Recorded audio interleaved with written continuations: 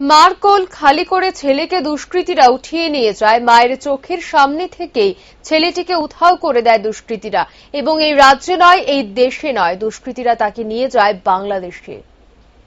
মার কোল খালি করে ছেলেকে দুষ্কৃতীরা উঠিয়ে নিয়ে যায়। মায়ের চোখের সামনে থেকেই ছেলেটিকে উধাও করে দেয় দুষ্কৃতীরা, এবং এই রাজ্যে নয়, এই দেশেও নয়, বলা হচ্ছে তাকে দুষ্কৃতীরা নিয়ে গেছে বাংলাদেশে। আজ প্রায় 21 দিন অতিক্রান্ত হয়ে গেছে। 13 বছরের সেই শিশুটিকে দুষ্কৃতীরা তাদের কাছে বন্দী করে রেখেছে, এবং সেখান থেকে 1 কোটি টাকা দেবার প্রস্তাবও দেওয়া হয়েছে। তবে এর কি কোনো নিশ্চয়তা রয়েছে যে 1 কোটি টাকার বদলে আমাদের রাজ্যের ছেলে আমাদের কাছে ফিরে আসবে?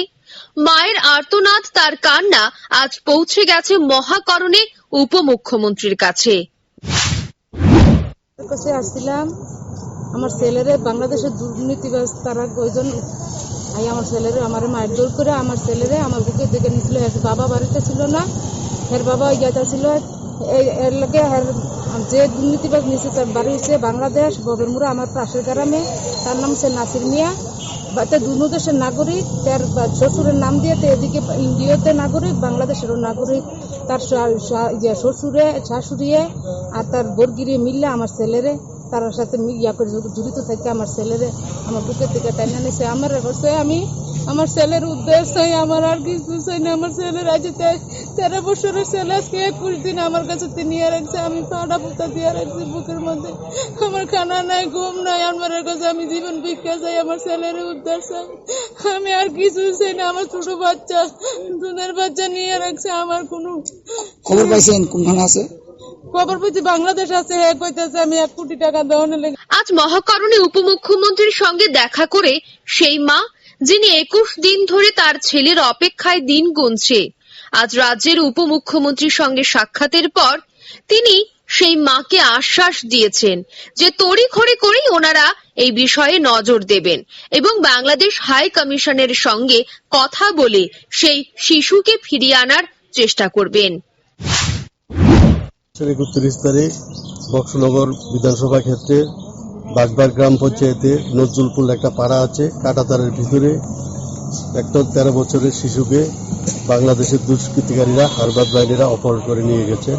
উক্ত ঘটনার পরিপ্রেক্ষিতে সুনামুরা এসডিএফ সাহেব থেকে শুরু করে আমরা এসপি সাহেব এবং ডিএফ সাহেবা এবং পলিটিক্যাল সেক্রেটারি, ডেপুটি সেক্রেটারি কথা বলেছি। অনেকদিন হয়ে গেছে, ওরা বলছে যে কাজ চলছে, প্রসেস চলছে। আজকে আমরা ডেপুটি সিএম সাহেবের সাথে কথা বলেছি, ওনার ওএসডির সাথে কথা বলেছি, এবং ডেপুটি সিএম সাহেব ওনার ব্যথা বেদনা বুঝেছেন, কাগজটা দেখেছেন। উনি বলছেন ডিজিকে বলবেন যাতে অতি তাড়াতাড়ি যে ছেলেটা উদ্ধার কিডন্যাপ হয়েছে এটাকে উদ্ধার করার জন্য। এই কারণে আমরা। তবে কি কারণ থাকতে পারে এই কিডন্যাপিং এর পেছনে, বা কি কারণে দুষ্কৃতীরা সেই 13 বছরের শিশুকে তার মার কাছ থেকে, তার বাবার কাছ থেকে কেড়ে নিয়ে যায় এবং নিয়ে যাবার পর 1 কোটি টাকার চাহিদাও করে? তবে এই 1 কোটি টাকার বদলে আদৌ কি সেই শিশু তার বাড়িতে ফিরে আসতে পারবে? 21 দিন ধরে সরকার, পুলিশ তাদের কি কোনো রকম ভূমিকায় ছিল না? একটি 13 বছরের শিশু নিজের দেশ থেকে বহুদূর বাংলাদেশে আছে 21 দিন যাবত। তবে সেখানে প্রশাসনের ভূমিকা কি হওয়া দরকার ছিল? এ মায়ের আর্তনাদ কি প্রশাসনের কানে গিয়ে পৌঁছয়নি এখনো? আর কতদিন এই অসহায় জননীকে শিশুহারা হয়ে থাকতে হবে? এটাই এবারে দেখার বিষয়। নিজস্ব প্রতিনিধির রিপোর্ট, রাইজিং ত্রিপুরা।